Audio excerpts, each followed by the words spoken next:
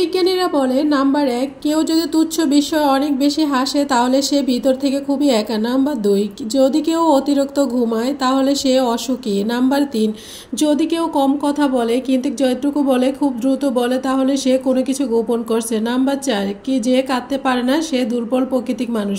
Number 5, যদি কেউ অস্বাভাবিকভাবে খাবার খায় তাহলে সে মানসিকভাবে চাপে আছে। নাম্বার 6, যদি কেউ একটুতে কেঁদে ফেলে তার মানে সে নিরহয় কোমল হৃদয়। নাম্বার 7, যদি কেউ ছোটোখাটো বিষয় রেগে যায় তার মানে তার ভালোবাসা খুব দরকার। উপরে ওঠার পথে যাদের সাথে দেখা হবে তাদের সাথে ভালো ব্যবহার করতে হবে, কারণ নিচে নামার পথে তাদের সাথে আবার দেখা হয়ে যেতে পারে।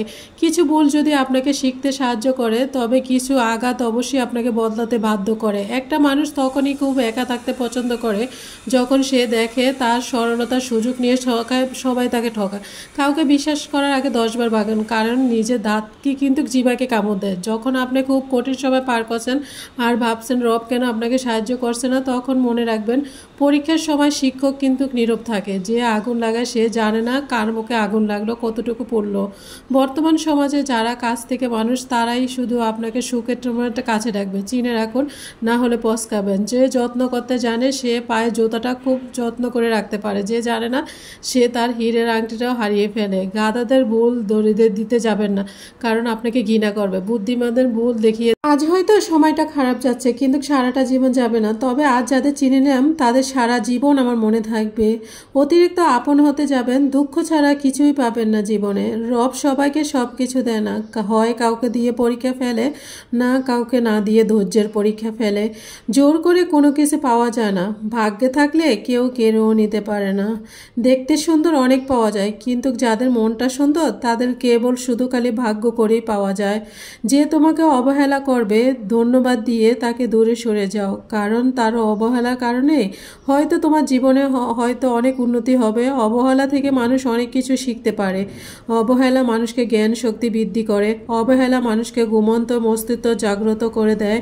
কাউকে যতই কাছ থেকে চেনো না কেন মন খুলে সব কথা কখনোই বলবা না। মনে রেখো, এই জীবনে বিশ্বাসের মর্যাদা কেউই রাখে না।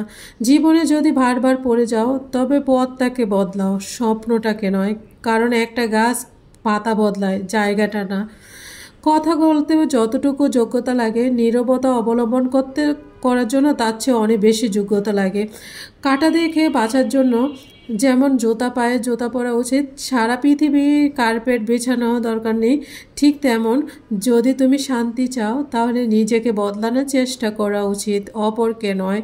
সৎ এবং মহৎ লোকেদের সমালোচনা করা খুবই সহজ কিন্তু তাদের মতো হওয়াটা অনেক বেশি কঠিন। হারানোর যন্ত্রটা কেবল সেই কালে বোঝে যে তার প্রিয় মানুষটাকে হারিয়েছে।